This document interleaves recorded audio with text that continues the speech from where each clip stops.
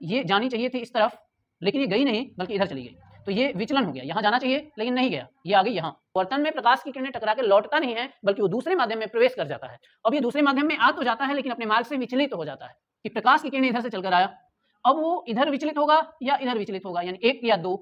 प्रकाश का अपवर्तन एक ऐसा टॉपिक है जिसको पढ़ लेने के बाद क्लियर हो जाता है कि पानी में जब हम शीशे की छोटी गोलियां डालते हैं तो बड़ी क्यों दिखाई देने लगती हैं। जब किसी ग्लास में पानी भर के हम उसमें अपना पेंसिल या पेन डालते हैं तो वो पेन कटी हुई क्यों दिखाई देने लगती है। और जब पानी में आप एक सिक्का डालोगे तो वो सिक्का ऊपर उठा हुआ क्यों दिखाई देने लगेगा। इन सभी टॉपिक को क्लियर करने के लिए हम शुरू करेंगे आज प्रकाश का अपवर्तन। समझते हैं प्रकाश का अपवर्तन क्या है, प्रकाश के अपवर्तन की घटना किसे कहते हैं। जब एक पारदर्शी माध्यम से, जब एक समांग पारदर्शी माध्यम से, मान लो इधर ऊपर वायु है और ये जो सरफेस है यहीं से जल शुरू होता है, यानी ऊपर वायु है और नीचे जल है, तो ये जो सरफेस है, ये जो तल है, यहीं से दो माध्यम डिवाइड हो रहे हैं, ऊपर वायु और नीचे जल। जब प्रकाश की किरणें एक पारदर्शी माध्यम से चलकर दूसरे पारदर्शी माध्यम में प्रवेश करती हैं तो वह अपने मार्ग से विचलित हो जाती हैं। कैसे विचलित हो जाती हैं, तो देखिए ये जानी चाहिए थी इस तरफ लेकिन ये गई नहीं बल्कि इधर चली गई, तो ये विचलन हो गया। यहाँ जाना चाहिए लेकिन नहीं गया, ये आ गई यहाँ। जब प्रकाश की किरणें एक पारदर्शी माध्यम से दूसरे पारदर्शी माध्यम में प्रवेश करती हैं तो वे अपने मार्ग से विचलित हो जाती हैं। इस घटना को प्रकाश का अपवर्तन कहते हैं। अब आप सोच रहे होंगे कि ये प्रकाश की किरणें जो इस तरफ आ गई है, क्या ये दूसरी तरफ भी जा सकती थी। तो हाँ, ये दूसरी तरफ भी जा सकती है, लेकिन इसका कुछ रूल्स है। इसको हमें समझने के लिए सघन माध्यम, विरल माध्यम को समझना होगा और प्रकाश के अपवर्तन की घटना को और थोड़ा डिटेल में पढ़ना होगा। तो चलिए हम थोड़ा डिटेल में चलेंगे। अब प्रकाश का अपवर्तन है क्या, पहले इसकी डेफिनेशन को क्लियर कर लेते हैं और फिर हम इसके नियमों को क्लियर करेंगे। प्रकाश का अपवर्तन किसे कहते हैं, तो जब प्रकाश की किरणें एक पारदर्शी माध्यम से चलकर, यहाँ ये एक पारदर्शी माध्यम से चलकर दूसरे माध्यम में प्रवेश करती है तो यह अपने मार्ग से विचलित हो जाती है। यह घटना प्रकाश का अपवर्तन कहलाता है। अपवर्तन की घटना में ये जो आ रही है प्रकाश की किरण, ये आपतित किरण है, ये आपतित किरण है। और ये प्रकाश की किरणें जो दूसरे माध्यम में जा रही हैं इनका नाम है अपवर्तित किरण। तो यहाँ पर लिख देता हूँ, ये जो प्रकाश की किरणें आई है इसका नाम है अपवर्तित किरण। अपवर्तित किरण, ये आपतन बिंदु है और ये पृथक्कारी तल है। पृथक्कारी तल मतलब ऊपर वायु और नीचे जल, यहीं से डिवाइड हो रहा है। तो ये जो पॉइंट है ये कौन सा है, ये आपतन बिंदु है, आपतन बिंदु। और आपतन बिंदु पर ये जो पृथक्कारी तल होता है इसके अभिलंबवत एक लंब खींचा जाता है, इसके अभिलंबवत एक ऐसे लंब खींचा जाता है जिसका नाम हम लोग देते हैं अभिलंब। बिल्कुल, अभिलंब। अब ये जो अभिलंब और आपतित किरण है इसके बीच का ये जो कोण बन रहा है इसका नाम है आपतन कोण। और यहाँ जो अभिलंब और अपवर्तित किरण के बीच बन रहा है इसका नाम है अपवर्तन कोण। तो I का नाम हो गया आपतन कोण और R का नाम हो गया अपवर्तन कोण। अपवर्तन कोण। जब मैं परावर्तन पढ़ा रहा था उस समय मैंने ये बताया था कि प्रकाश की किरणें एक माध्यम से चलकर एक चमकदार वस्तु की सतह से टकराकर वापस उसी माध्यम में लौट जाता है, तो ये है परावर्तन। लेकिन अभी हमारा टॉपिक है अपवर्तन। तो अपवर्तन में प्रकाश की किरणें टकरा के लौटता नहीं है बल्कि वो दूसरे माध्यम में प्रवेश कर जाता है। अब ये दूसरे माध्यम में आ तो जाता है लेकिन अपने मार्ग से विचलित हो जाता है। अब थोड़ा सा ध्यान देना आप लोग और समझना, जो मैं बता रहा हूं कि प्रकाश की किरणें इधर से चलकर आया, अब वो इधर विचलित होगा या इधर विचलित होगा, यानी 1 या 2, विचलन तो दोनों पर हुआ है क्योंकि इसको जाना चाहिए था ऐसे सीधा, लेकिन ये सीधा तो गया नहीं, ये या तो 1 की तरफ आ गया या तो 2 की तरफ, दोनों को ही विचलन कहेंगे। तो ये डिपेंड करता है कि ऊपर माध्यम कैसा है और नीचे माध्यम कैसा है। अगर ये प्रकाश की किरणें वायु से चलकर और जल में आए तो जल वायु की तुलना में सघन माध्यम है, वायु की तुलना में सघन, यानी इसके जो कण है, जो परमाणु है वो पास पास है, इसका जो घनत्व है वो ज्यादा है, जल का जो गाढ़ापन है वो ज्यादा है, घनत्व ज्यादा है। तो इसमें क्या होंगे कि प्रकाश जो आ रही है उसकी चाल घट जाएंगी, यानी ये जल क्या है, तो जल हो गया सघन माध्यम, सघन माध्यम, और वायु क्या हो गया, वायु हो गया विरल माध्यम। लेकिन ध्यान रखना, सघन और विरल होना इस बात पे डिपेंड कर रहा है कि तुलना किससे की जा रही है, किसका घनत्व ज्यादा है। तो यहाँ पर वायु और जल आपस में ये तुलना हो रहा है, तो जब वायु और जल की तुलना होगी तो उसमें जल सघन रहेगा, क्योंकि जल का घनत्व वायु के घनत्व से ज्यादा होता है, और जो सघन रहेगा उसमें प्रकाश की चाल कम होती है, प्रकाश की चाल कम होगी, प्रकाश की चाल सघन माध्यम में कम होती है, और इसकी तुलना में प्रकाश की चाल क्या होती है, चाल अधिक होती है। किसमें, विरल माध्यम में। विरल माध्यम में प्रकाश की चाल अधिक होती है, सघन माध्यम में प्रकाश की चाल कम होती है, और जिसमें भी प्रकाश की चाल कम होगी वो इस एक की तरफ झुकेगा। यानी अगर यहाँ पर मैं ऐसे अभिलंब बना दूं तो उसको हम लोग ये कहेंगे कि वो अभिलंब की ओर आ जाएगा। प्रकाश की किरणें जब सघन माध्यम में आएंगी, कहाँ से, विरल से, विरल से सघन माध्यम में आएंगी तो वो अभिलंब की ओर झुक जाएंगी। इसको मैं क्लियर करने के लिए यहाँ लिख दे रहा हूँ। पहला नियम आप लोग ध्यान रखना, जब प्रकाश की किरणें विरल माध्यम से सघन माध्यम में आएंगी, सघन माध्यम में आएंगी तो क्या होगी, अभिलंब की ओर झुक जाएंगी, यहाँ अभिलंब की ओर झुक जाएंगी। और दूसरा नियम ये है कि जब सघन माध्यम से, अगर सघन और विरल में डाउट हो रहा है तो मैं अभी आपको सघन विरल क्लियर करता हूं, बस आप क्लास को लास्ट तक देखते रहिए। क्लास का कोई भी कॉन्सेप्ट आपको 1 मिनट या 2 मिनट में नहीं समझ में आएगा जब तक कि आप लास्ट तक नहीं देखो। तो आप लास्ट तक क्लास में बने रहिए, और नहीं समझ में आए तो मुझे कमेंट करिए। जब प्रकाश किरणें सघन से विरल में जाएंगी तब क्या होगा, ये अभिलंब से दूर हटेंगी, अभिलंब से दूर हटेंगी। तो जब प्रकाश की किरणें विरल माध्यम से सघन माध्यम में जाती हैं तो अभिलंब की ओर जाती हैं। अब यहाँ डिसाइड करते हैं कि 1 सही है या 2 सही है।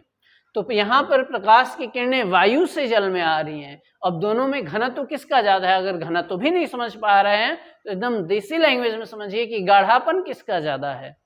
यहाँ जल गाढ़ा होता है या वायु गाढ़ा होता है, कौन होता है, तो जल गाढ़ा होता है, तो इसका घनत्व ज्यादा हुआ। और जब इसका घनत्व ज्यादा हुआ तो ये कौन सा माध्यम हो गया, सघन माध्यम हो गया। और जब प्रकाश की किरणें इस विरल माध्यम से सघन में जाएंगी तो देखिए, विरल से सघन में जाएंगी तो अभिलंब की ओर झुक जाएंगी। तो यहाँ पर प्रकाश किरणें यहाँ जानी चाहिए लेकिन अभिलंब तो यहाँ है, तो ये अभिलंब की ओर झुकेंगी, तो अभिलंब की ओर झुकेंगी तो इधर आ जाएंगी, तो 1 नंबर हमारा सही हो जाएगा। यानी प्रकाश की किरणें 1 नंबर की तरफ जाएंगी और ये 2 नंबर जो है वो गलत हो जाएगा। तो प्रकाश की किरणें कहाँ आएंगी, अभिलंब की ओर आएंगी, जैसे यहाँ हुआ है। यहाँ इसलिए ऐसा हुआ क्योंकि वायु से जल में मैं लेके गया हूँ। अब वायु क्या हो गया, विरल माध्यम हो गया, और जल सघन माध्यम हो गया। तो जब प्रकाश की किरणें विरल से सघन में आएंगी तो अभिलंब की ओर झुक जाएंगी। यानी इस स्थिति में ये R का मान छोटा मिलेगा I के मान से। विरल से जब सघन में आएंगी तो अभिलंब की ओर झुक गई, इसलिए ये आर का मान छोटा आया। तो यहाँ पर क्या होता है, आर का मान छोटा होता है आई से। अगर नहीं दिख रहा हो तो मैं बोल रहा हूं, आर का मान छोटा होता है आई से। और इसके विपरीत में एक और प्रकाश की किरण आरेख बना दे रहा हूं अपवर्तन के लिए। एक बार डेफिनेशन बोल दे रहा हूं, आप डेफिनेशन सुन के मेरी वीडियो को रिपीट करके लिख सकते हो। तो हेडिंग रहेगा प्रकाश का अपवर्तन। उसमें जब प्रकाश की किरणें एक पारदर्शी माध्यम से दूसरे पारदर्शी माध्यम में प्रवेश करती हैं तो वह अपने मार्ग से विचलित हो जाती हैं। इस घटना को प्रकाश का अपवर्तन कहते हैं। प्रकाश के अपवर्तन की घटना में आने वाली प्रकाश किरण आपतित किरण, दूसरे माध्यम में विचलित होने वाली प्रकाश किरण अपवर्तित किरण, तथा जिस बिंदु पर अपवर्तन की घटना हो उसे आपतन बिंदु कहते हैं। आपतन बिंदु पर पृथक्कारी तल के लंबवत डाला गया लंब अभिलंब कहलाता है। अभिलंब और आपतित किरण के बीच बनने वाला कोण आपतन कोण, और अभिलंब और अपवर्तित किरण के बीच बनने वाला कोण अपवर्तन कोण कहलाता है। अब प्रकाश की किरणें किस ओर से किस ओर जाती हैं, तो जब प्रकाश की किरणें विरल माध्यम से सघन माध्यम में जाती हैं तो अभिलंब की ओर झुक जाती हैं, जैसा इन दोनों डायग्राम में आप लोग देख रहे हो। यहाँ भी प्रकाश की किरणें अभिलंब की ओर आई हैं और यहाँ भी प्रकाश किरण अभिलंब की ओर आई है। 2 नंबर गलत है, 1 नंबर सही है। जब प्रकाश की किरणें सघन से विरल में जाती हैं तो अभिलंब से दूर हट जाती हैं। तो ये जो सघन से विरल में जा रही हैं, इसको इस तरीके से समझिए कि आप तालाब के अंदर, नदी के अंदर टॉर्च लेके ऐसे बैठ गए पानी में और फिर टॉर्च जला रहे हो, तो पानी से प्रकाश की किरणें निकलकर वायु में जाएंगी, तो सघन से विरल हो गया। और उसका किरण आरेख कैसे बनेगा मैं यहाँ अभी बना रहा हूँ। तो इस टॉपिक का जितना बताया मैंने स्क्रीनशॉट करिए और देखिए, फिर मैं विरल सघन से विरल में जाने वाली किरण आरेख बना रहा हूँ। फिर आगे और पढ़ेंगे डिटेल।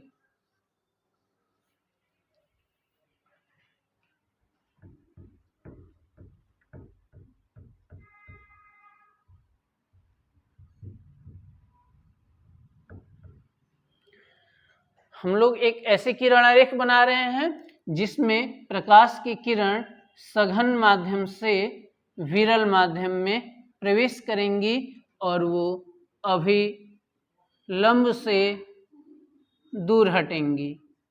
अभिलंब से दूर हटेंगी तो आर का मान बड़ा आएगा आई के मान से। देखते हैं कैसे। ये एक पृथक्कारी तल है और इसके नीचे जल है। अब इस जल में से प्रकाश की किरणें ऊपर की ओर लानी है। तो मान लो यहाँ पर कोई व्यक्ति ऐसे टॉर्च जला रहा है, यहां से प्रकाश किरणें ऐसे आई, सीधा ऐसे आई, तो इसको अब सीधा ऐसे निकल जाना चाहिए। लेकिन ये प्रकाश की किरणें, मैं स्केल यूज कर लेता हूं। स्केल तो कहीं रखा हुआ है लग रहा, ये मैं स्केल ऐसे ही टूटी हुई स्केल यूज कर लेता हूं। देखिए, प्रकाश की किरणें यहां से इस टॉर्च से जब निकली हैं तो ये सीधे जानी चाहिए थी, इस तरफ से यहां से निकली और यहां से ऐसे चली जानी चाहिए। लेकिन प्रकाश की किरणें ऐसे गई नहीं। प्रकाश की किरणें जब यहाँ तक तो सीधी गई और जब ये पृथक्कारी तल पर पहुंची तो पता चला कि ये इससे विचलित होकर इधर दूसरी तरफ चली गई। क्यों ऐसा हुआ? क्योंकि ये है वायु, वायु यानी विरल माध्यम, और ये है जल, जल यानी सघन माध्यम।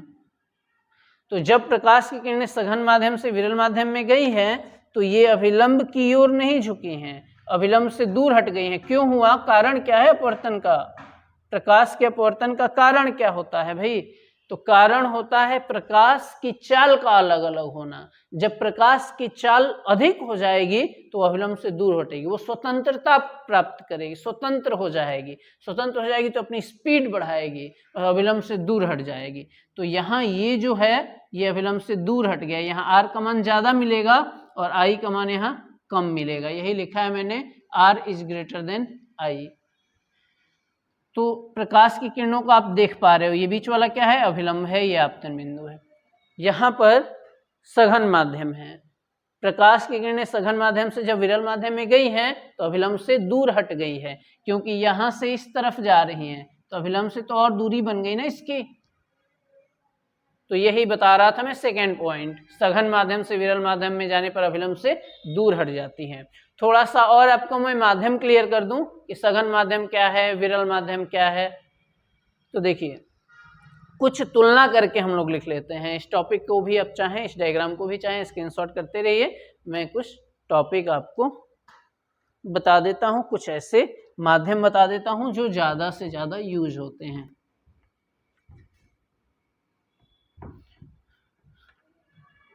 सघन और विरल माध्यम है क्या? तो अगर हम लोग तुलना करें, मान लो हम लोग तुलना करें कि वायु और जल, तो ये जो वायु है ये हो जाएगा आपका विरल माध्यम और जल हो जाएगा सघन। आप अगर घनत्व भी नहीं समझ पा रहे हैं तो ऐसे समझिए कि कौन सा ज्यादा गाढ़ा है और कौन सा कम।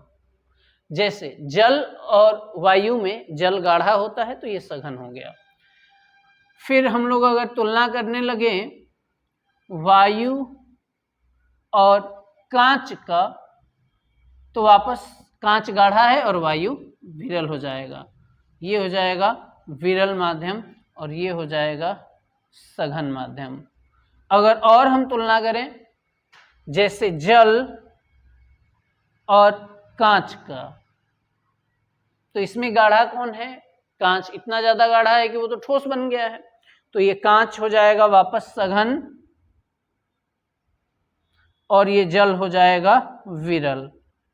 यहां आप देख पा रहे हो कि कभी जल सघन हुआ करता था लेकिन अभी यहां पर क्या हो गया? विरल हो गया, क्योंकि जल के सामने कौन आ गया? कांच। तो कांच से जब तुलना होने लगी तो जल तो गाढ़ा है नहीं कांच से ज्यादा। जल में और कांच में प्रकाश की चाल कम रहती है कांच में, इसलिए सघन हो गया। प्रकाश की चाल जल में ज्यादा होती है कांच की तुलना में, इसलिए ये विरल हो गया। तो सघन माध्यम विरल माध्यम डिपेंड करता है कि किन माध्यमों की आपस में तुलना हो रही है। जरूरी नहीं है कि यहाँ पे मैंने जल को सघन लिख दिया तो जल हर जगह सघन ही रहे। जल की तुलना अगर कांच से होने लग गई तो ये फिर विरल हो जाएगा जल, क्योंकि दोनों ही पारदर्शी माध्यम हैं, जल भी और कांच भी। तो आप उम्मीद है समझ पा रहे हैं, इनके नियम को समझ लेते हैं। अगर आपसे कोई कहता है कि अपवर्तन का कारण क्या है, अपवर्तन का कारण क्या है, तो भिन्न भिन्न माध्यमों में प्रकाश की चालों का भिन्न भिन्न होना ही इसका कारण है। जैसे जल में अलग होता है, कांच में अलग होता है, वायु में अलग होता है, तो प्रकाश की चाल अलग अलग माध्यमों में अलग अलग होती है। इसी के कारण यहां अपवर्तन होता है। तो हम लोग समझ लेंगे कि भिन्न भिन्न माध्यमों में प्रकाश की चालों का भिन्न भिन्न होना। अच्छा, सबसे ज्यादा प्रकाश की चाल किस में होती है? सबसे ज्यादा प्रकाश की चाल, तो इसके भी मैं यहां पर क्रम लिख दे रहा हूं। प्रकाश की चाल का घटता क्रम, तो कैसे भी?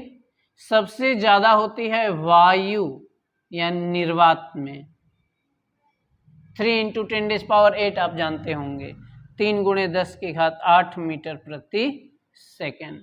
उसके बाद प्रकाश की चाल जल में हो जाती है, और जल के बाद प्रकाश की चाल कांच में। जो ज्यादा यूज हो रहा है ना उसके बारे में मैं बात कर रहा हूं। सबसे तीव्र वायु में चलती है या निर्वात में, उसके बाद जल में, उसके बाद कांच में। तो सबसे ज्यादा परेशान किस में माध्यम में हो जा रही है? कांच में। तो कांच सघन हो गया किसकी तुलना में? दोनों की तुलना में, जल की भी तुलना में और वायु की भी तुलना में। और यहाँ जल क्या है? तो जल वायु की तुलना में सघन है लेकिन कांच की तुलना में विरल है। ये अगर ऐसे बात करें हम तो ये जल क्या हो जाएगा? कांच की तुलना में विरल हो जाएगा, और यही वायु की तुलना में सघन हो जाएगा। तो ये प्रकाश की चाल का घटता क्रम है। अब हम लोग पढ़ते हैं प्रकाश के अपवर्तन के दो नियम। स्क्रीनशॉट करिए, प्रकाश के अपवर्तन के दो नियम को देखते हैं।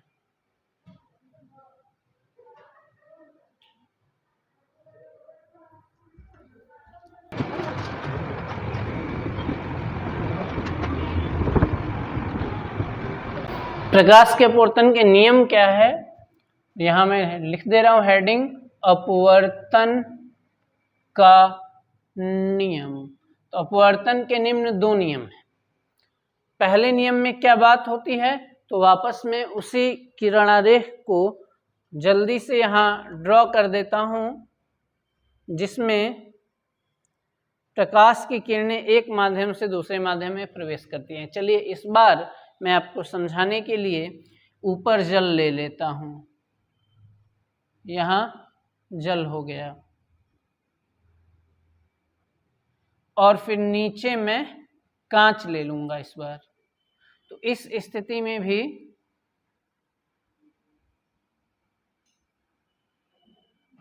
नीचे है, यहां लिख देता हूं कांच, और इधर है जल।